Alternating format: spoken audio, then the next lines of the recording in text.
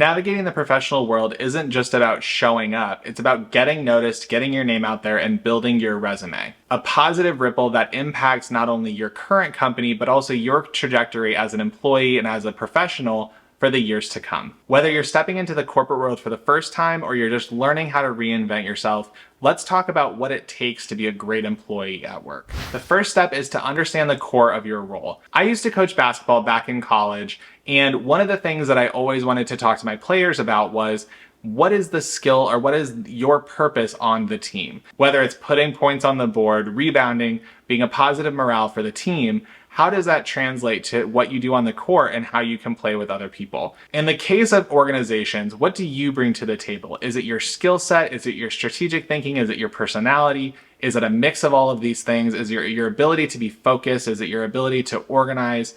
What is something that you bring to the table that only you can bring, if you think of it as like your special spice?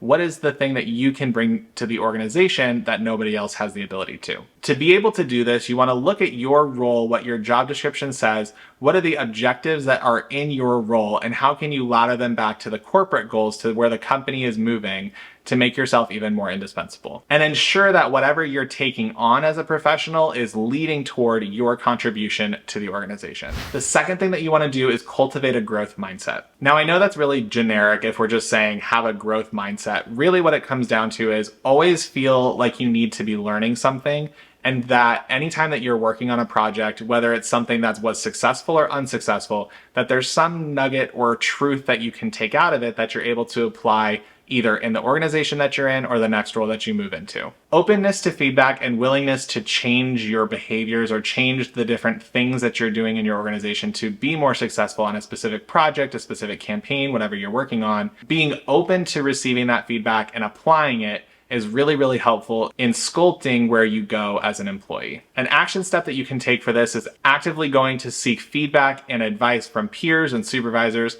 What can they tell you is your strengths? What can they tell you that you can improve? And sometimes it's hard to hear the things that you don't do well, but if you hear, oh, this is something that you do really well, you're able to double down on that specific task. Number 3, enhance your communication skills. Whether it's written skills, verbal skills, or any other type of communication that we have, being clear in communications doesn't just set you up for success, but it conveys your ideas and your skill sets across very cleanly. One way that you can develop clear communication skills is learning how to refine your written communication, learning how to be more concise in your speaking communication, your verbal communication, and learning how to use body language to get your message across, whether you're presenting or sitting on a meeting. Learning how other people react to your communication skills is really, really effective in helping you and your trajectory in the long run. An action step for this is practicing active listening and using that active listening to tailor your message to your audience, whoever you're talking to, whether it's one person or 30. Number 4, be a team player. Workplaces are collaboration environments. Whether you're working online or you're working in office,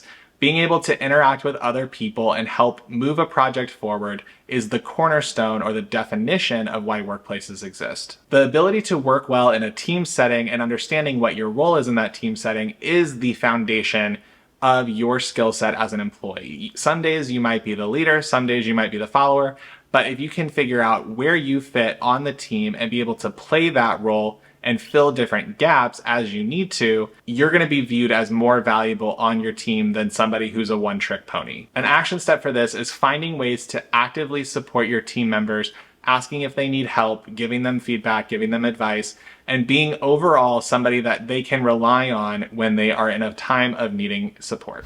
Number 5, show initiative. If you are not somebody who's an active go-getter, that's okay, this will still work for you.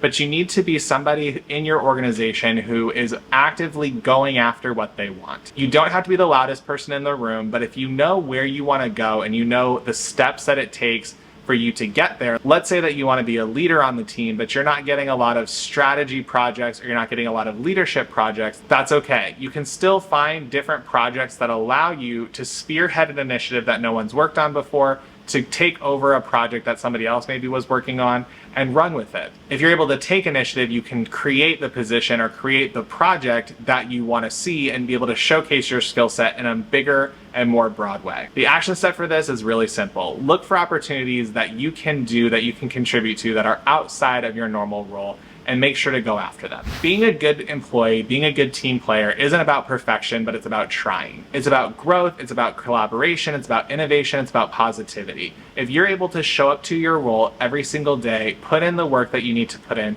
you'll start to see that the trajectory of your role and your career changes for the positive, because you become even more invaluable, not only to your organization, but generally to your industry as a whole. And if you manage a team, check out this video that I made about how to be a good boss, what you need to do to be a good manager. And with that, I will see you on the next one.